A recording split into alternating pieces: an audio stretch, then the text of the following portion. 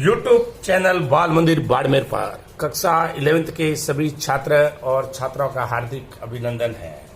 कक्षा 11th के सभी छात्र और छात्राओं का हार्दिक अभिनंदन है। देखो प्रश्न नंबर फर्स्ट 1.4 का प्रश्न नंबर पहला, निम्नलिखित में से प्रत्येक समुच्चय युग्म का सम्मिलन ज्ञात कीजिए। सम्मिलन यानी यूनियन ज्ञात कीजिए। तो ये आपको देखो इसका सवाल इस प्रकार होगा। ये आपको दिया गया है, ये आपको दिया गया है x समुच्चय 1, 3 और 5, y 1, 2 और 3 ये दिया गया है। x तथा y का सम्मिलन, x तथा y का सम्मिलन x union y, x union y, तो इनका योग हो जाएगा 1, 3, 5 है, इसमें 1, 2, 3 है, तो 1, 2, 3 और 5 ये इनका योग हो गया सबका। इसको ऐड कर दिया अपन ने, ये x यूनियन y आ गया अपने पास। ठीक, a बराबर है सौरव का समुच्चय, b बराबर ए बी सी है, b बराबर ए बी और c है। तो देखो इसमें इसका सम्मिलन समुच्चय ये आपको दिया गया, इसमें दिया गया है a बराबर a e i o और u, b बराबर a b और c ये दिया होता है। इसका सम्मिलन समुच्चय a यूनियन b ज्ञात करना है। ये सभी अवयव आएंगे। तो सबसे पहले अपन लिखते हैं a b और c, उसके बाद e i o और u, ये इसका सम्मिलन समुच्चय आ गया।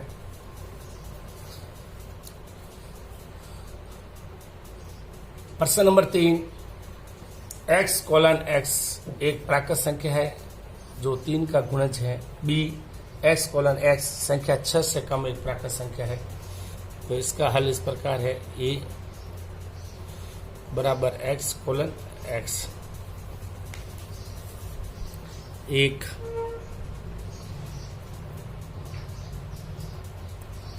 प्राकृत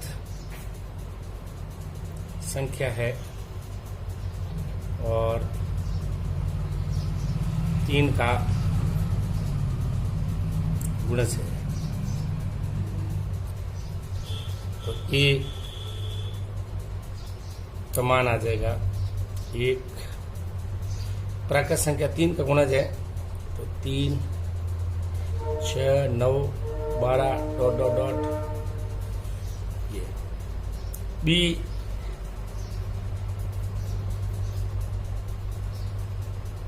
x कोलन x संख्या 6 से कम एक प्राकृत संख्या है। तो ये b का मान आ जाएगा 6 से कम प्राकृत संख्या 1, 2, 3, 4 और 5, 6 से कम। तो a यूनियन b आ जाएगा। ये 3, 6, 9, 12 है, 3 इसके अंदर इन्वॉल्व है, तो इसका यूनियन आ जाएगा 1, 2, 3, 4 और 5 ये तो आगे। उसके बाद 3 का गुणज है, तो ये 6, 9 और 12 डॉट डॉट डॉट, ये इसका सम्मिलन आ गया समुच्चय। a x कोलन x एक प्राकृत संख्या है जो 1 से तो x बड़ा है और x से 6 बड़ा और बराबर। b x कोलन x प्राकृत संख्या है जिसमें x 6 से बड़ा और 10 से छोटा है, 10 से छोटा, 6 से बड़ा और 10 से छोटा है। तो देखो इसका हल इस प्रकार है, a एक प्राकृत संख्या है जो 1 से बड़ा है x और x 6 से बड़ा बराबर, तो ये अपने पास हो गया 2, 3 4 5 और 6। बी एक्स कोलन एक्स एक प्राकृत संख्या है, इसमें 6 से एक्स बड़ा है, 7 8 9 ये। अब इनको अपने को ए यूनियन बी निकालना है, ए यूनियन बी। 2 3 4 5 6 आ जाएगा और 7 8 9 ये सब आ जाएगा कंप्लीट। तो देखो इसमें मेरे पास ये पर्सन है, तो देखो आप इसमें ये आ जाएगा अपने पास,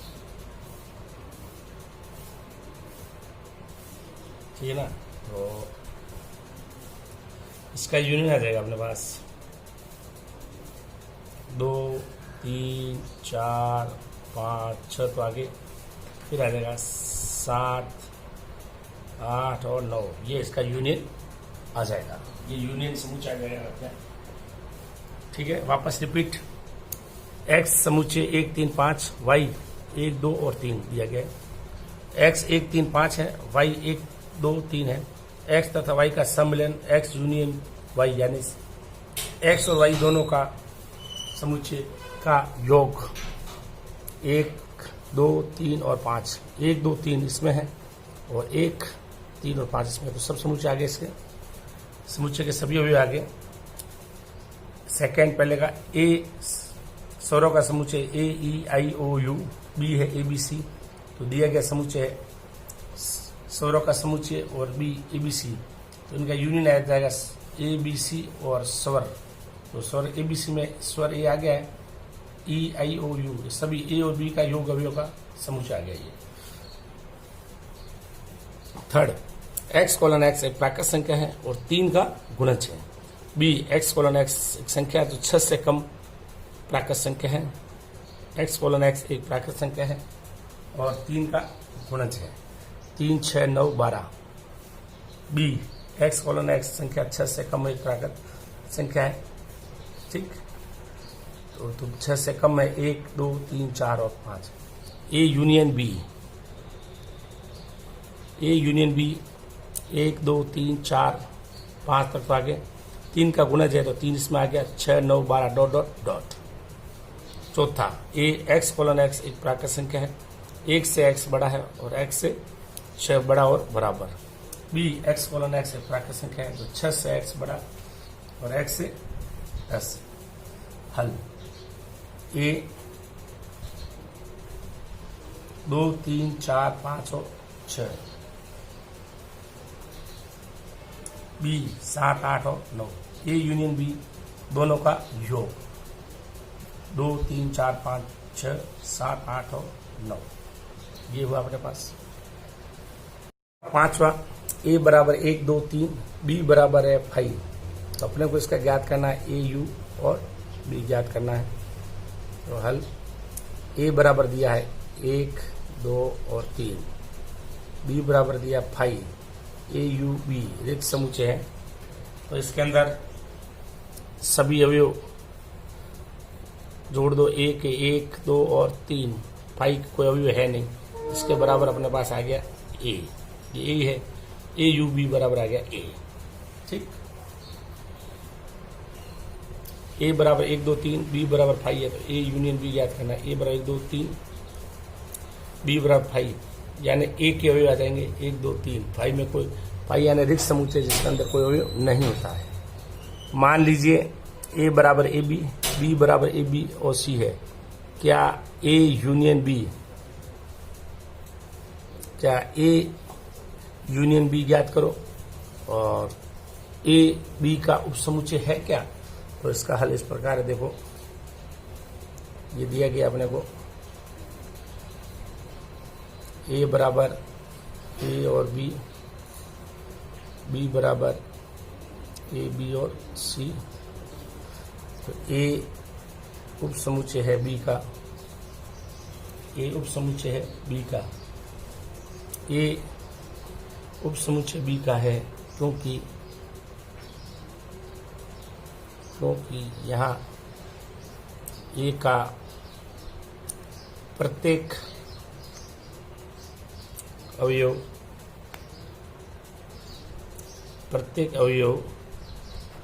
समुच्चय बी में उपस्थित है। यहाँ ए का प्रत्येक समुच्चय बी में उपस्थित है, इसलिए ए उप समुच्चय बी का है। ठीक। और ए यूनियन बी यानी दोनों का योग, तो ए बी और सी दोनों के अवयव आ गए।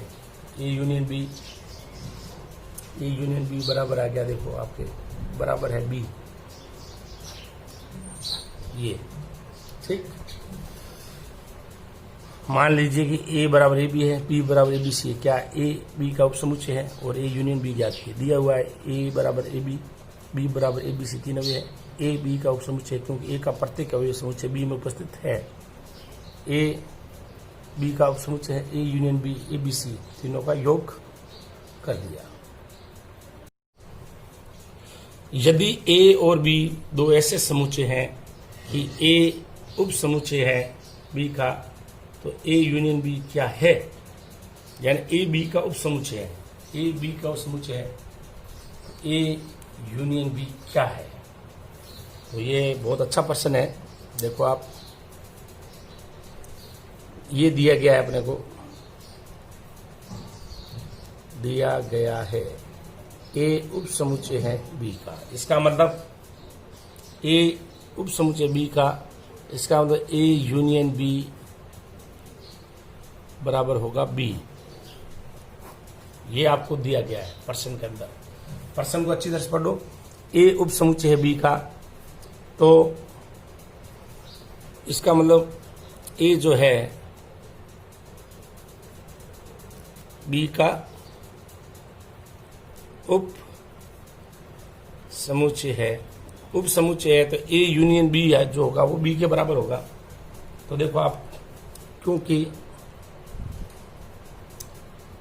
यदि ए बराबर ए बी और सी, ए बराबर ए बी सी और बी बराबर ए बी सी डी और ई, यहाँ ए यूनियन बी है, तब ए यूनियन बी बराबर ए बी सी डी और ई, यानी ए के सभी अवयव बी के अंदर उपस्थित है। तो ए यूनियन बी बराबर आ गया बराबर बी, यानी ए यूनियन बी बराबर इसमें हो गया बी। देखो आपके सामने। ठीक। ये आपके इस प्रश्न का आंसर हो गया। अब बढ़िया प्रश्न है ये। देखो आप, यदि ए और बी दो ऐसे समुच्चय, ए उप समुच्चय बी का, तो ए यूनियन बी क्या है। दिया गया है ए बी का उप समुच्चय, ए जो बी का उप समुच्चय है, तो ए यूनियन बी बराबर बी होगा। क्योंकि यदि ए बराबर अपन को मानना पड़ेगा अपने हिसाब से ए बी सी, बी का उप समुच्चय, तो ए का प्रत्येक बी में आना चाहिए। तो बी को ऐसा अपन मानेंगे समुच्चय ए बी सी तीनों हो, बी बराबर ए बी सी और डी और ई। तो ए उप समुच्चय बी का, तब ए यूनियन बी आएगा, A B C D E, A union B, ये आपके आएगा। अब प्रश्न नंबर 4, प्रश्न नंबर 4, यदि ए बराबर 1, 2, 3 और 4, बी बराबर 3, 4, 5 और 6, सी बराबर 5, 6, 7 और 8 और डी बराबर 7, 8, 9 और 10। निम्नलिखित ज्ञात करो।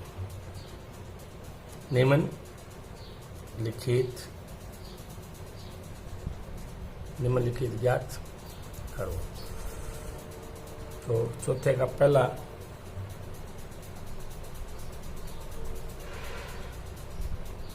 पहला नहीं, अपन चौथे का ले लेते हैं। पांचवा, ए यूनियन बी और यूनियन सी, ये क्या करना है? तो हल इस प्रकार है, देखो ए बराबर आ गया 1, 2, 3 और 4, बी बराबर आ गया 3, 4, 5 और 6, सी बराबर आ गया 5, 6, 7 और 8। ठीक, तो ए यूनियन बी याद कर रहे पहले। ए यूनियन बी 1, 2, 3 और 4, 1, 2, 3, 4 आ गया, 3, 4 आ गया, तो ये हो गया 5 और 6। अब ए यूनियन बी अपन ऐसे मान लिया यूनियन सी, तो सी के अंदर ए यूनियन बी अपने पास ये पड़ा 1, 2, 3, 4, 5 और 6। सी के अंदर 5 और 6 आ गए, पीछे बचे अपने पास 7 और 8। ये A union B union C तीनों का योग आ गया है। तो देखो अपन वापस रिवाइज करते हैं। यदि ए बराबर 1, 2, 3, 4, बी बराबर 3, 4, 5, 6, सी बराबर 5, 6, 7 और 8, डी बराबर 7, 8, 9 और 10 है। ठीक, निम्नलिखित ज्ञात करो। A union B union C, यानी पहले अपन ए यूनियन बी ज्ञात करेंगे, उसके बाद ए यूनियन बी का यूनियन सम्मिलन सी ज्ञात करेंगे। तो ए बराबर 1, 2, 3, 4, बी बराबर 3, 4, 5, 6, सी बराबर 5, 6, 7, 8, ए यूनियन बी बराबर 1, 2, 3, 4, 5 और 6। ए और बी का योग हो गया, और ए यूनियन बी का यूनियन सी 1, 2, 3, 4, 5 और 6 है। तो इसके अंदर 5 आ गए, 7 और 8, ये A union B union C आ गया।